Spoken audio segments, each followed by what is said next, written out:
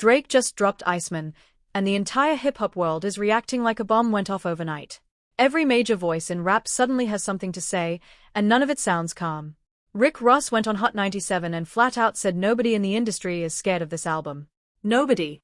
But seconds later, he flipped the energy completely and told Drake to keep shining because he doesn't want to watch him crash out. Joe Budden is already predicting disaster before the project has even had time to breathe. Fat Joe is defending Drake's legacy like the man owes him money. Meanwhile, one person who allegedly heard the album early is saying the music is so different, so locked in, that people are completely underestimating what's about to happen. So what's the truth here? Is Iceman about to become the most embarrassing chapter of Drake's career? Or is this the moment he reminds the entire industry why they spent over a decade trying to catch him and still couldn't do it? Because trust me, the reactions surrounding this rollout are getting darker, messier, and way more personal than anybody expected. But before we break down the chaos unfolding around this album, you need to understand why this release carries so much pressure in the first place. Drake hasn't released a true solo album in years. The last one was For All the Dogs back in 2023, and ever since then, his career has felt like it's been trapped under the shadow of one moment: the war with Kendrick Lamar.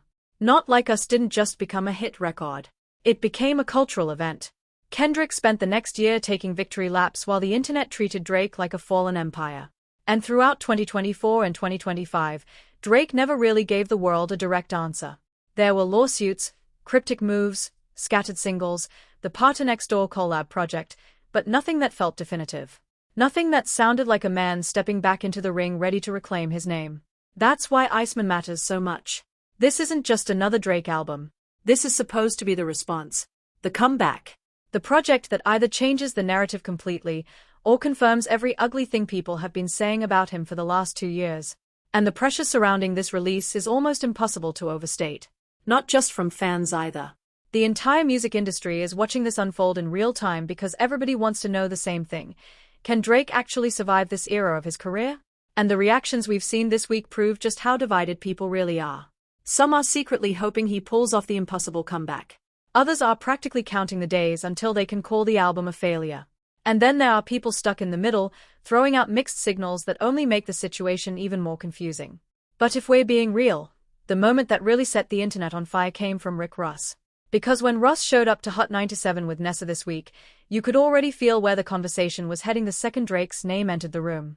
And then Rick Ross dropped the line that instantly sent hip-hop Twitter into meltdown mode. Sitting there on Hot 97, completely calm, completely unbothered, Ross looked into the camera and said nobody fears Drake's album. Nobody. No build-up. No hesitation. Just a cold statement delivered like the outcome had already been decided behind closed doors. For a second, it sounded like a straight execution shot aimed directly at Iceman before the album even had a chance to breathe. But then, things got weird. Because right after dismissing the project like it was already irrelevant, Ross suddenly changed the tone entirely. He looked toward the camera again and basically told Drake, "Keep shining. I don't want to see you lose. Real ones don't want that for you." And that's where the entire room shifted. Because what do you even call that? It wasn't support. It wasn't hate either. It felt more like a warning disguised as sympathy. That's what made the moment so brutal. In the same conversation, Ross managed to call Drake harmless while also speaking to him like somebody checking on an old rival after the war is already over. It was the rap version of putting a hand on somebody's shoulder and saying, "You fought hard, but it's done now." That kind of energy is dangerous because it doesn't come from fear. It comes from confidence. Ross wasn't talking like a man preparing for battle. He was talking like somebody who believes the battle already ended months ago and everybody else is just late realizing it.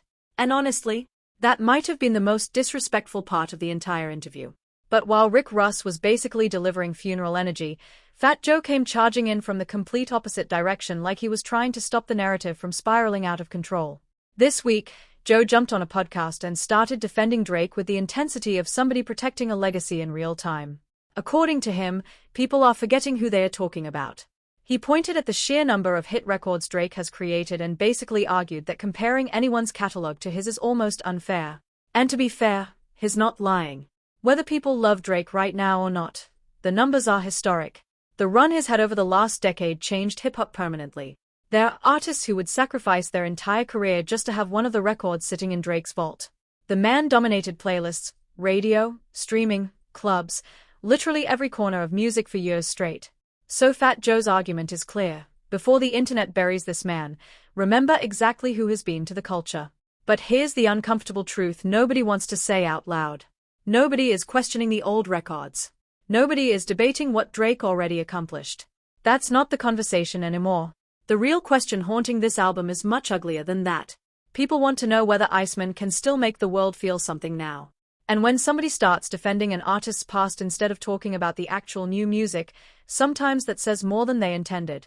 And then there's Joe Budden, who somehow always sounds like he's narrating the downfall of an empire before the first crack even appears.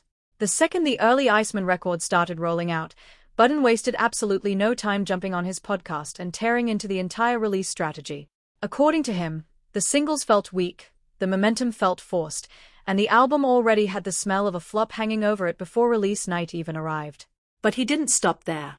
Because then Budden threw another grenade into the conversation, the idea that Drake might actually spend parts of this album taking direct shots at J. Cole. And if that turns out to be true, that changes everything. Because people still remember how close Drake and Cole looked not that long ago. Back in 2023, they were standing side by side, moving like allies, talking like brothers. So the possibility of hidden tension suddenly creeping into Iceman adds another layer of paranoia to this entire rollout. At that point, this stops being just an album release. It starts feeling like a slow-motion betrayal unfolding in public. And that's what makes this whole situation feel so insane right now. You've got Rick Ross basically saying nobody in rap feels threatened. You've got Fat Joe reminding the world that Drake's legacy is untouchable. And then you've got Joe Budden already preparing the funeral speech before the album has even officially landed on streaming platforms. But here's where the story suddenly takes a hard left turn. Because somebody actually heard the album early. Not internet rumors. Not leaked snippets floating around Discord. Not fake insiders chasing attention online. An actual early listen. More, from the Rory and More podcast, reportedly got access to previews from the project, and his reaction completely flipped the energy surrounding Iceman overnight. According to him, this album sounds nothing like people expect. He described it as focused, stripped down, and dangerously sharp. The kind of project hardcore rap fans have been begging Drake to make for years. Less distractions. Less chasing trends. Just bars, atmosphere, and precision. And the reason he gave for that shift was even more interesting. According to Moore, everything that happened during the Kendrick Lamar battle changed Drake mentally.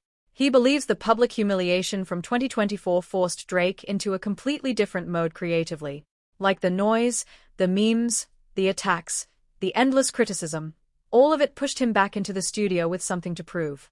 Not emotionally, not commercially, personally. Now compare that version of the story to what Joe Budden is saying, and suddenly the entire conversation starts splitting into two completely different realities. Then you've got DJ Academics adding even more fuel to the fire. Because according to him, this rollout isn't messy by accident, it's calculated chaos. The cryptic posts, the hidden clues, the episode-style drops, flying creators and streamers out to Toronto, the silence mixed with random bursts of activity. Academics believes Drake is intentionally rewriting how album rollouts work in the social media era. He even called it a new blueprint for the industry and claimed the level of detail and effort behind this project feels different from anything Drake has done in years. So now the internet is split into two camps. The people who've actually heard pieces of the music are saying Iceman might shock everybody. Meanwhile, people who haven't heard a single full track are confidently predicting the collapse of Drake's career in real time. And somebody is about to look unbelievably wrong by the end of this week. But honestly, all these reactions reveal something way bigger than whether the album is good or bad. Nobody is neutral. That's the real story here. Rick Ross isn't neutral. Joe Budden definitely isn't neutral. Fat Joe isn't neutral. Even the people pretending they don't care keep showing up on podcasts, radio stations, live streams, and interviews just to talk about Drake anyway. The entire industry is emotionally invested in what happens next, and that kind of attention doesn't exist for artists people truly believe are finished. Whether people want him to win or desperately want to watch him fail, they are watching closely. And that means the rollout already succeeded. Because while everybody else has been arguing non-stop, Drake himself has barely said anything at all. No massive interviews. No emotional explanations. Almost no direct statements. His letting silence, speculation, and mystery carry the entire moment, and somehow that's making the tension around this album even bigger. And because of that, the entire culture is frozen waiting for impact. Rappers are watching. Streamers are watching. Podcasters, fan pages, reactors. Everybody is staring at the clock waiting to see whether Drake crashes or comes back swinging. And that's important because this is not how people react to someone they believe is finished. This is the energy surrounding somebody who still matters enough to shake the entire industry with one release. But honestly, forget the rappers for a second. Because while Rick Ross and Joe Budden are throwing opinions from microphones and studio chairs, Drake's fan base has been moving like an army ever since that release date appeared online. And when I say army, I mean full-scale digital warfare. The second Iceman was announced, fans flooded Kendrick Lamar's Instagram with ice emojis everywhere. New posts, old posts, random pictures that had absolutely nothing to do with music. There's literally a post from early 2025 buried deep on Kendrick's page that suddenly turned into a battlefield overnight. Thousands of ice emojis, endless comments, and it still hasn't stopped. Now think about what that actually means. People do not mobilize like that for an artist they believe is washed. Fans don't spend days flooding timelines and comment sections defending somebody they think already lost. That level of energy only exists when supporters believe their artist still has another chapter left. And right now, Drake's audience isn't acting defeated at all. They're acting like a fan base that spent 2 years sitting in silence, waiting for the perfect moment to explode back into the conversation. And whether people want to admit it or not, that matters. Because one of the reasons Not Like Us became so unstoppable wasn't just the music itself. It was the movement behind it. Kendrick Lamar turned the moment into a cultural wave that spread way beyond hip-hop. Memes, dances, reactions, stadiums screaming lyrics. It became impossible to escape. And if you look closely, it feels like Drake's camp studied every second of that rollout carefully. The cryptic episode drops. The mysterious live streams.